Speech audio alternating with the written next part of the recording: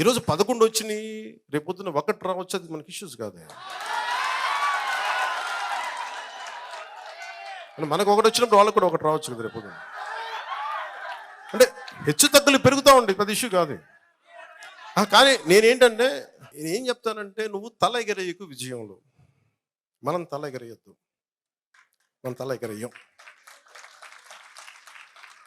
వాళ్ళకి 11 రానివ్వండి, 1 రానివ్వండి, అయినా కానీ మనం తల ఎగరేయం. ఎందుకంటే మనందరిది ప్రకృతి ఏమి నిర్ణయిస్తో దాని మూలంగా వెళ్తాం. వాళ్ళకి 151 సీట్లు ఇచ్చి పరీక్ష పెట్టింది కాలం.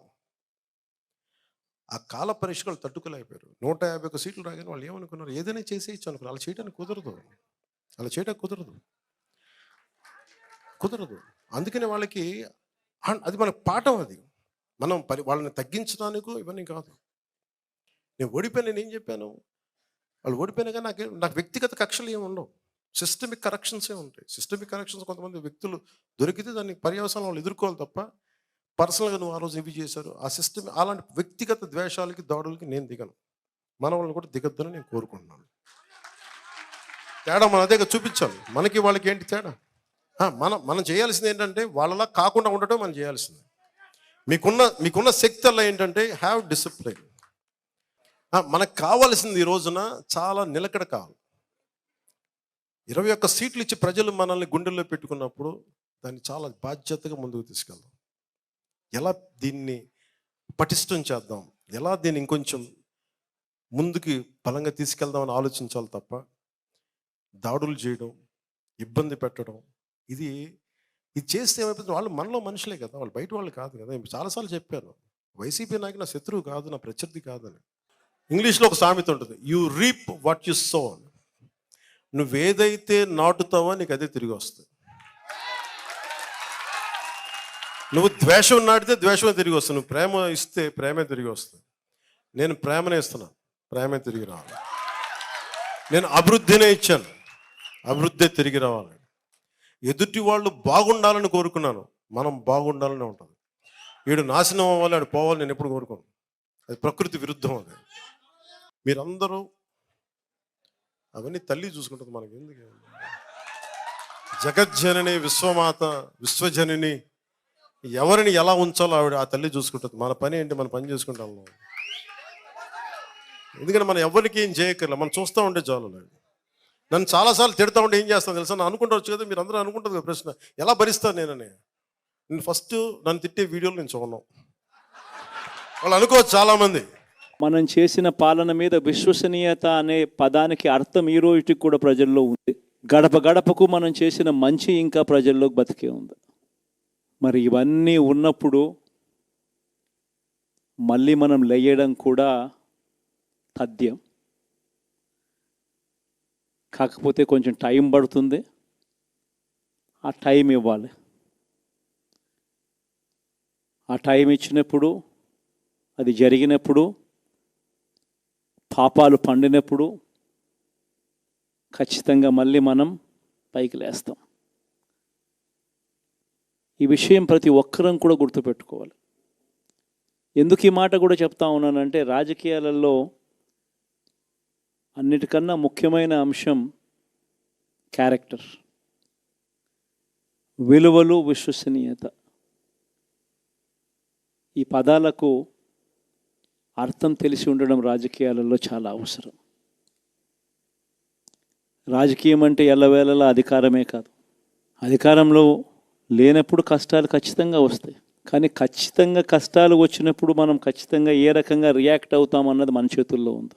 విలువలు, విశ్వసనీయత లేని మనిషిగా రాజకీయాలు చేద్దామా, లేదా కష్టాలు వచ్చినప్పుడు ఆ కష్టాలను ఎదుర్కొని హుందాగా నిలబడుతూ మళ్ళీ 5 సంవత్సరాలు కళ్ళు మూసుకుంటే 5 సంవత్సరాలు అయిపోతాయి, మళ్ళీ 5 సంవత్సరాల తర్వాత మన పాలన వస్తుంది, మన ప్రభుత్వం వస్తుంది, అప్పుడు మళ్ళీ మనమే ఆందోళన ఎక్కుతామన్నది కూడా గుర్తుపెట్టుకొని అడుగులు వేస్తామా అన్నది మనలో ప్రతి ఒక్కరూ కూడా ఆలోచన చేసుకోవాలి. ఇదే మన ప్రభుత్వం అధికారంలో ఉన్నప్పుడు కులం చూడలేదు, మతం చూడలేదు, ప్రాంతం చూడలేదు, రాజకీయాలు చూడలేదు, చివరికి ఏ పార్టీకి ఎవరు ఓటు వేశారు అన్నది కూడా చూడకుండా ప్రతి పథకము కూడా డోర్ డెలివరీ చేయించాం మనం. అర్హత మాత్రమే ప్రామాణికంగా తీసుకొని ప్రతి పథకము, ప్రతి మంచి కూడా ప్రతి ఇంటికి డోర్ డెలివరీ చేయించాం. అలా ప్రతి మంచి, ప్రతి పథకము డోర్ డెలివరీ చేసిన ప్రభుత్వం మనదైతే, పాలన మందైతే, ఈరోజు కేవలం వాళ్ళ పార్టీకి ఓటు వేయలేదు అని మాత్రమే, ఓటుకు వేయకపోవడమే పాపం అన్నట్టుగా ఈరోజు రావణ కాష్టం సృష్టిస్తూ ఉన్నారు, విధ్వంసం చేస్తూ ఉన్నారు, ఆస్తులు నష్టం చేస్తున్నారు, కొడతా ఉన్నారు, అవమానిస్తూ ఉన్నారు. ఇవన్నీ శిశుపాలుని పాపాల్లో భాగాలుగా ఇవన్నీ అప్పుడే పాపాలు మొదలయ్యాయి. ఒకవైపున మనమేమో మనకు ఓటు వేయకపోయినా కానీ ఏ రోజు కూడా డిస్క్రిమినేషన్ చూడలేదు. అటువంటి వాళ్లకు కూడా మనం డోర్ డెలివరీ చేసిన ప్రభుత్వం పాలన మందైతే, ఈరోజు కేవలం ఓటు వేయలేదన్న ఒకే ఒక కారణంతో ఏకంగా కొడతా ఉన్న పాలన వీళ్ళది. ఈ పాపం ఊరికే పోదు. రెండవ పాపం చంద్రబాబుది కూడా అప్పుడే పండింది. బహుశా కేంద్రం ఈ రకమైన కేంద్రంలో ఈ రకమైన పరిస్థితులు బహుశా ఎప్పుడు ఉండిండవేమో. ఈ రకంగా కేంద్రంలో 240 ఎంపీలు మాత్రమే వచ్చిన పరిస్థితులు, రాష్ట్రంలో ఏకంగా వీళ్ళకు కూడా ఈ మాదిరిగా మంచి నెంబర్లు వచ్చిన పరిస్థితులు, ఎన్డీఏలో మళ్ళీ చక్రం తిప్పుతా ఉన్న పరిస్థితులు. ఇలాంటి పరిస్థితుల్లో కూడా ప్రత్యేక హోదాను అడక్కపోవడం చంద్రబాబు చేసిన మరో పాపానికి కూడా మరో నాంది. ఇలాంటి పరిస్థితుల్లో కూడా ప్రత్యేక హోదా మనం అడిగి తెచ్చుకోలేకపోతే రాష్ట్రంలో ఏ ఒక్క యువకుడు కూడా క్షమించడు చంద్రబాబు నాయుడు. మనం కొంచెం ఈ పాపాలు పండేదాకా మనం గట్టిగా దీన్ని నిలబడగలిగితే, ముందుకు తీసుకొని పోగలిగితే ఈ పోరాటాన్ని ఆటోమేటిక్గా శిశుపాలుని 100 పాపాలు ఫాస్ట్గా ఎరోడ్ అయిపోతాయి. అంటే ప్రతి ఒక్కరూ ఈ విషయాలన్నీ గుర్తుపెట్టుకోమని కొడతాం. ఇవన్నీ బహుశా నేను చెప్పేటివన్నీ కూడా మీ అందరికీ కూడా తెలియనేటివి కాదు. కేవలం నేను మీ అందరికీ గుర్తు మాత్రమే చేస్తా ఉన్నా.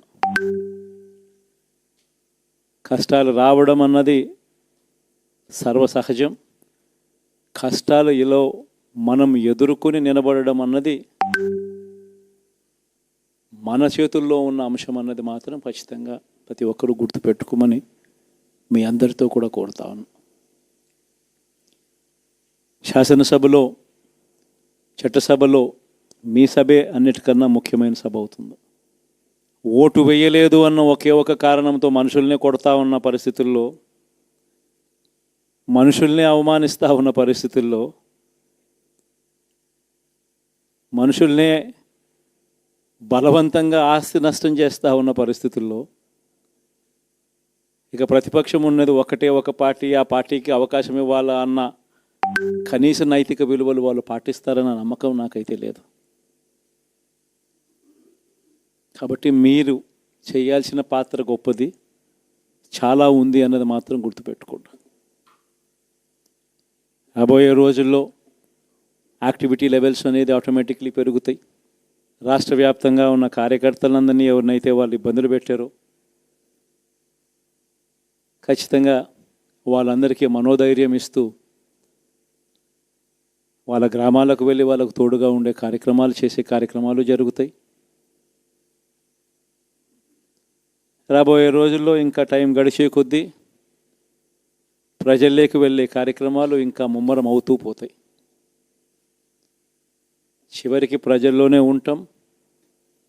ప్రజలతో కలిసి పోరాడే కార్యక్రమం వేగంగా టైం గడిచే కొద్దీ మనము వేగంగా అడుగులు ముందుకు వేస్తాం. ఒకటి మీ అందరికీ చెప్తా ఉన్నా, ఏకంగా 14 నెలలు పాదయాత్రలు చేశాం. ఆ వయసు ఈ రోజుటికి నాకుంది. ఆ సత్తువ ఈ రోజుటికి నాకుంది. కాబట్టి మీరు మాత్రం ప్రతి ఒక్కరూ గుర్తుపెట్టుకోండి, ఆ టైం వచ్చేదాకా మీ పాత్ర చాలా కీలకం. ప్రతి ఒక్కరూ ఈ విషయాన్ని మాత్రం